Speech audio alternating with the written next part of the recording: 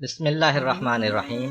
محترم ناظرین، السلام علیکم۔ ایک عابد نے دیکھا کہ بنی اسرائیل کے کچھ لوگ ایک درخت کی پوجا کرتے ہیں۔ اسے یہ دیکھ کر بے حد افسوس ہوا۔ وہ گھر گیا اور اس نے کلہاڑا اٹھایا اور درخت کاٹنے کے لیے چل پڑا۔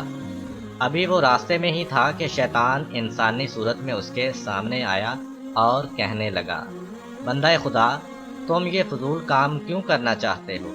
اس درخت کو کاٹنے سے تمہیں کیا فائدہ ملے گا؟ عابد کو اس کی بات پر سخت غصہ آیا۔ آخر کار دونوں گتھم گتھا ہو گئے۔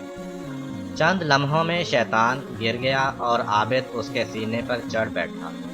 شیطان نے جب اپنی شکست دیکھی تو کہنے لگا، ہم دونوں آپس میں سمجھوتا بھی کر سکتے ہیں۔ تم اس درخت کو نہ کاٹو، میں وعدہ کرتا ہوں کہ روزانہ 2 دینار تمہیں دیا کروں گا، اور وہ دینار روزانہ تمہارے سرہانے کے نیچے مل جائیں گے۔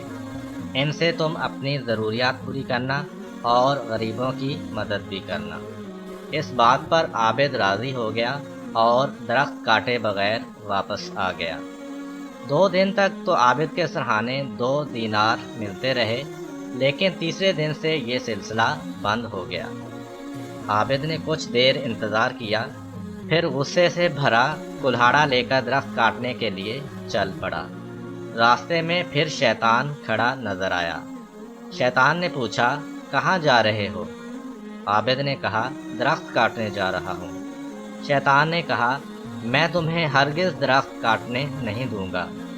وہ دونوں ایک بار پھر گتھم گتھا ہو گئے، لیکن آج شیطان نے عابد کو چت کر دیا اور اس کے سینے پر چڑھ گیا اور کہا، اگر تو نے درخت کاٹنے کا سوچا بھی تو میں تجھے جان سے مار دوں گا۔ عابد نے ڈر کے مارے کہا، میں تم سے وعدہ کرتا ہوں کہ اب درخت کو ہاتھ بھی نہیں لگاؤں گا، بس تم مجھ کو چھوڑ دو، اور یہ بھی بتاؤ کہ پہلی بار تم دیر ہو گئے تھے، مگر آج تم نے مجھے چت کیسے کر دیا؟ شیطان نے کہا، پہلی بار تم خدا کے لیے درخت کاٹنے جا رہے تھے، اس لیے میں دیر ہو گیا تھا، کیونکہ میرا بس ان لوگوں پر نہیں چلتا جو خلوص دل سے اللہ کے لیے عمل کرتے ہیں۔ اور اس مرتبہ تم اللہ کے لیے نہیں آئے، بلکہ تمہارا سارا غصہ اس لیے تھا کہ تمہیں دینار ملنا بند ہو گئے تھے، اس لیے تم ہار گئے اور میں جیت گیا۔ امید کرتا ہوں کہ آپ کو یہ ویڈیو اچھی لگی ہوگی۔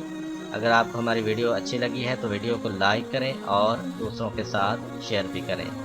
ملتے ہیں اسی طرح کی ایک نئی ویڈیو کے ساتھ، تب تک کے لیے اجازت دیجیے۔ اللہ حافظ۔